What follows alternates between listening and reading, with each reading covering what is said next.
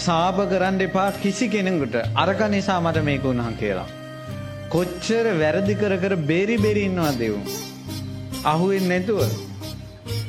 මෙතන මැති හාන් කවිසියක් දන්නේ නැතුව කර කියා ගන්න දෙයක් වචනයක්වත් එන්නේ නැතුව දුකටපත් වෙච්ච අය. මේකට තමයි සංසාරය කියන්නේ. මේකට තමයි සංසාරය කියන්නේ.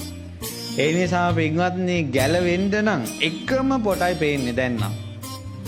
තෙරුවන් සරණ ගිහිල්ලා පංචශීලයේ සමාදන් වෙලා හිතේ පැහැදීම හැම වෙලාවෙම තියාගන්න. බුදියා ගන්නකොට හිතන්න දැන් මැරෙයි මම බුදුරජාණන් වහන්සේ සරණ ගිහිල්ලා ඉන්නේ පංචශීල සමාදන් වෙලා ඉන්නේ මැරිච්ච ගමන් දිව්‍ය ලෝකයකටවත් යනවා කියලා හිතා ගන්න. මනුස්ස ලෝකයකටවත් එන්න එපා.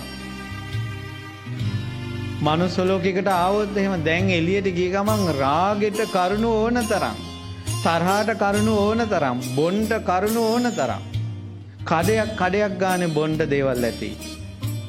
බුලත් කොලේ අස්සේ ගහලා දෙයි. තමන් බොණ්ඩ ආසනම්, මත් වෙන්න ආසනම්, මත් වෙන්න ආස දේවල් හැමතැනම තියෙනවා නම් කොහොමද දෙයනේ බේරෙන්නේ? තමනුත් බොණ්ඩ ආසනම්, තමනුත් මත් වෙන්න ආසනම් ඉන්න යාළුවොත් එහෙමනම් ඇදගෙනත් යනවනම් බීපන් කියනවනම් කොහොමද දෙයනේ බේරෙන්නේ?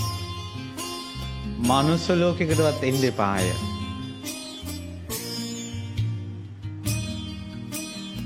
බේරෙන්න බෑ. අද කාලේ මිනිසුන්ගේ හිතවල තෙත් ගතිය නෑ. අවුස්සන්නමයි හැමතැනම තියෙන්නේ. මෙතන ඇති කොහේ හරි යන එකෙක් අවුස්සලා ප්‍රශ්නේ හොඳට මුඩුදුවලා ඒකෙන් විපාක විඳින එකෙක් අවුස්සපියුම් වෙන අය. ඉදිරියට ඒවා වැඩි වෙනවා.